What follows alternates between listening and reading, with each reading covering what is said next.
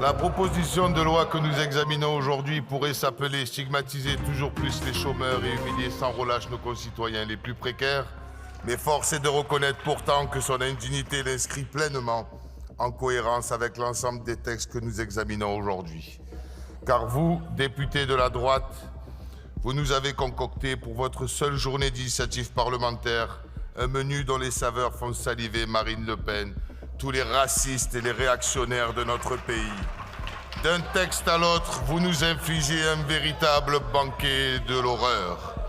L'entrée, c'est de la xénophobie décomplexée qui fait peser les manquements indignes de l'État sur les immigrés dont, je le rappelle ici, la France a colonisé les terres qu'elle continue d'exploiter comme les corps de tous ces travailleurs sans droit qui viennent enrichir notre pays. On écoute, monsieur le député, s'il vous plaît. Le plat principal, c'est la mise en concurrence des plus précaires pour accéder au minimum d'aide nécessaire à leur survie, parce que vos politiques économiques ne servent pas les citoyens de ce pays, mais seulement les plus riches. Car ce sont pour eux que vous travaillez véritablement. Parlerez-vous un jour d'évasion fiscale, de tous ces gens qui se gavent d'argent public et qui ne paient pas ou presque pas d'impôts, comme M. Rodolphe Saadé, Vincent Bolloré, votre ami, et Bernard Arnault? Non, à l'évidence, car peu vous importe que certains se goinfrent alors que la plupart galèrent au quotidien pour tout simplement vivre. Et pour finir le dessert, vous refusez les soins les plus élémentaires aux étrangers malades. C'est une honte, c'est un manque d'humanité dramatique. Quelle trahison du serment d'Hippocrate et quelle bande d'hypocrites êtes-vous?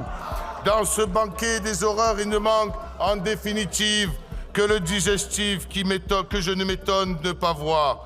Pourquoi ne pas lapider les étrangers, torpiller les embarcations en Méditerranée ou encore remplacer notre devise républicaine par oppression, stigmatisation et déshumanisation?